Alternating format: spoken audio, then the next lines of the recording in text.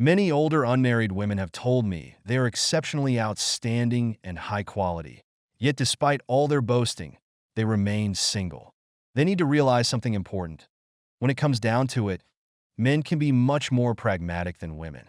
Living in a world of ideals might enrich their inner lives, but let's be honest, it has little to do with men. Many women tend to overestimate their worth and fail to recognize how their choices and standards contribute to their current situation. If men are expected to support them in the future, it's natural for them to question what these older women bring to the table. As the saying goes, if something doesn't add up, there's usually a reason. Let's break this down. At first glance, 2 points seem contradictory.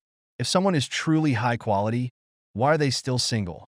And if they're as exceptional as they claim, why hasn't anyone pursued them? Once you dig deeper, the answer becomes clear. Let's focus on the majority of cases here. The first possibility is that this so-called excellence is just a facade. Sure, there are genuinely outstanding individuals who prioritize self-improvement over relationships and end up single, but they are in the minority. Consider this. Even if a woman isn't extraordinary, putting in a little effort, dressing well, maintaining a cheerful demeanor, will typically attract attention in her younger years. Yet these so-called leftover women claim to be exceptional while remaining single. Doesn't that seem odd? It's not shameful. It's just reality catching up. Here's another perspective. Perhaps this excellence is overhyped, a bubble waiting to burst. In the dating world, reality matters. If a woman is participating in this market, her value will be defined by others. Living a life filled with hobbies, travel, occasional workouts, and social activities might sound fulfilling, but does that truly define high quality? Men of the same age are often working toward tangible goals, saving up, buying assets, advancing their careers, while women speak of richness in their inner worlds. Let's be real. If men are expected to invest in a future, spirituality won't pay the bills. Many so-called high-quality single women are essentially selling a polished image that doesn't align with their actual value. In the dating market, studying art or philosophy might not hold the same appeal as studying relationships. Why would someone invest in a future with these women if it doesn't offer tangible benefits? It's like a company with impressive financial statements but no real assets. The bubble bursts and no one is willing to invest. Now, let's address the second question. Why don't men like these women, even when they are genuinely outstanding? Because men are practical. Simply liking someone isn't enough. They also need to consider whether pursuing that person is realistic. Women often want to marry up rather than settle down. Truly exceptional women may find themselves isolated because their rarity creates a mismatch in the dating pool. The higher a woman's standards, naturally aligned with her own achievements, the smaller the pool of potential partners becomes. Yes, women may argue that their expectations aren't unreasonable, but because they start from a high point, even modest demands can feel excessive to men. This discourages many potential suitors right from the start.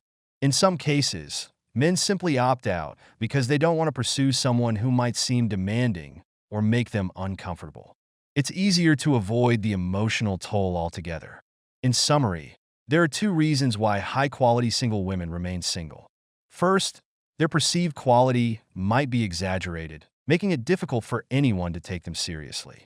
Second, even when they are genuinely exceptional, their desire to marry up and the high standards they set create barriers that leave them isolated. For many men, it's often better to stay away than to get caught up in a situation where the effort doesn't feel worth it. Nowadays, the term high-quality leftover women is met with a lot of disdain. The issue isn't really with the notion of a high-quality woman. We still acknowledge and respect those women who genuinely consider themselves exceptional. What people resent are those who call themselves high-quality leftover women, but, in reality, have little to show for it, like a group of subpar individuals trying to pass as something more. So, what exactly is a high-quality leftover woman? This term refers to women over 30 who have high incomes, come from well-off families, are attractive, and have a desire to marry but haven't found a partner yet. They represent a small portion of the population, and once they express a genuine willingness to marry, they can often find a partner quickly. On the other hand, many self-proclaimed high-quality women are merely self-deluded, as if they've consumed some toxic positivity and are completely oblivious to their situation. I will discuss this self-proclaimed group in terms of their personal conditions, interests, and partner requirements so that everyone can avoid pitfalls when dating.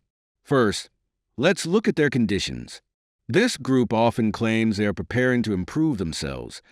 They are pursuing further education, planning to take exams, expecting to become wealthy soon, and are getting ready to buy homes and cars. In reality, they have nothing. They rely solely on fantasies. Just because they have these ideas doesn't mean they possess those conditions. Next, we have their interests. These individuals typically claim interests in food, photography, gardening, traveling, baking, and fitness. I really can't understand how some people consider selfies and travel as hobbies. I'm curious how activities that are purely for show can be labeled as passions. If spending money can be considered a hobby, then I could claim I have countless hobbies. Anyone can spend money, right? Now, let's discuss their partner requirements. They expect stability in a partner's job, which implies that the man should already have money. They want ambition, suggesting he should also have money in the future. They require him to be practical and family-oriented, which implies he should contribute financially.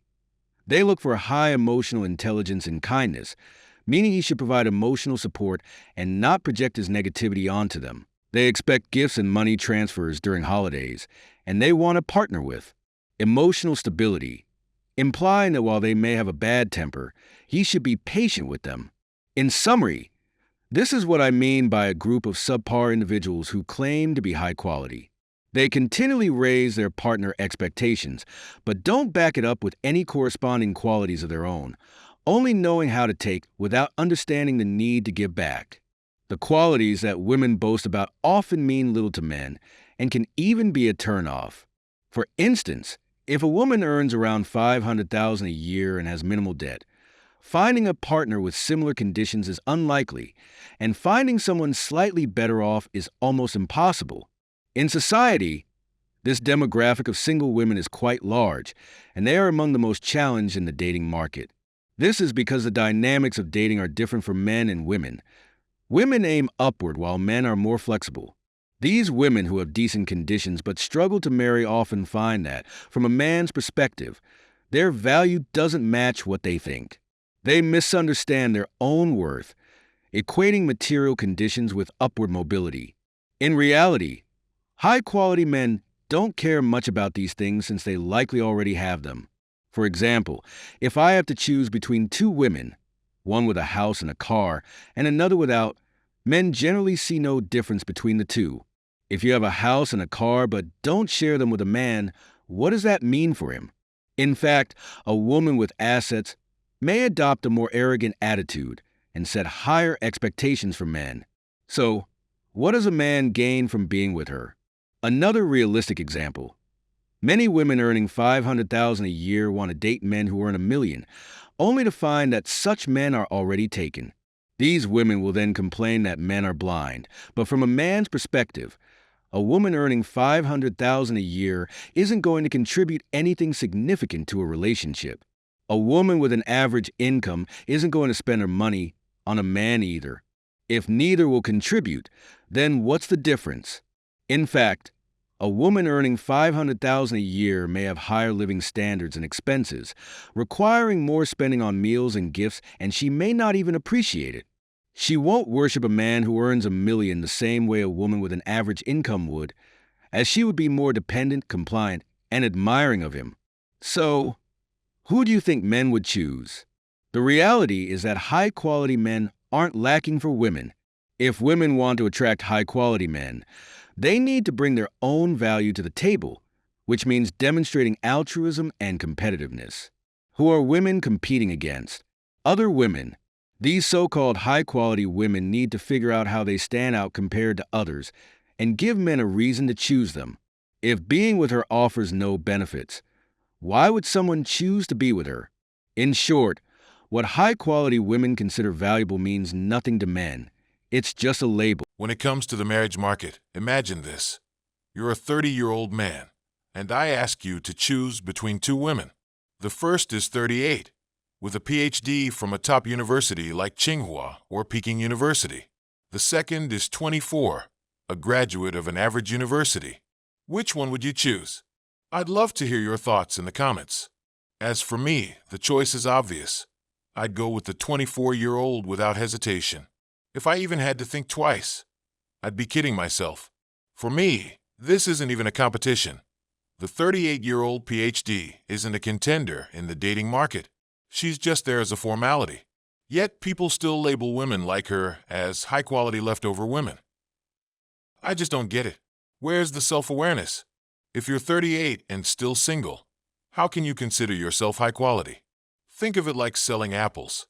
If I start with 100 pounds and sell 80, leaving 20 pounds behind, would you call those remaining apples high quality? If they were so great, why are they still left? In my opinion, high quality and leftover are contradictions. High-quality items don't get left behind. The term high-quality leftover women makes no sense to me. Sure, some women are attractive, educated, and from decent families, but they still end up in this category. Why? Because they set themselves up for failure. Many women aim for partners who are better than themselves. But what does better even mean? If I come from a rural area, is dating someone from a small town considered better? If I'm from a provincial capital, does dating someone from a first-tier city count as better? And if I'm from Beijing, Shanghai, Guangzhou, or Shenzhen, does dating someone from Hong Kong make sense as an upgrade? It's all relative. The same goes for education. If I'm a primary school graduate and date someone with only a middle school education, does that count as better? If I have a bachelor's degree and look for someone with a PhD, is that better? A woman with a PhD has already reached the highest level of education. There's no degree beyond that. Some might argue postdoctoral research is the next step, but that's not the same as a degree. And even if you want to stretch the definition, where are you going to find enough postdocs to match these women? And that's just one factor.